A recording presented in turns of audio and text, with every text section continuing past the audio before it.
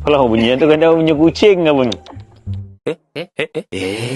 Okey tuan-tuan dan puan, ini adalah lembu yang akan kita pilih, okey, yang kita dah select dan kita dah letakkan dalam kawasan kita lah.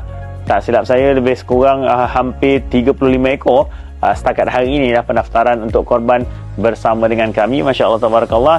Dan daripada kandang inilah tuan-tuan dan puan yang kita akan bawa lembu-lembu ini untuk diagihkan ke masjid-masjid, madrasah-madrasah yang berada di sekitar Negeri Sembilan dan juga Melaka. Ini dia baik Allah, baiknya. InsyaAllah. Okey, tahun ni korban tahun ni insya-Allah. Boleh.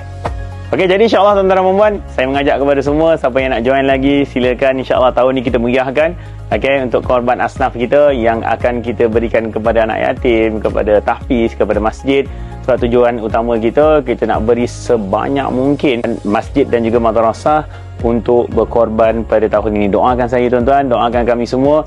Saya tak tahu berapa banyak, tapi setakat hari ini kita dah hampir ke 36 ekor tuan-tuan dan puan. Saya tak letakkan target yang banyak, tapi apa yang saya mampu, selagi mana masih lagi ada penyertaan, selagi itu kita akan berikan kepada masjid, madrasah dan juga tahfiz yang memerlukan korban, dan kita akan berikan secara percuma. Dan kemudian tuan-tuan, kita akan bagi juga sebahagian daripada proses pengurusan mereka insya-Allah. Siapa nak join, silakan.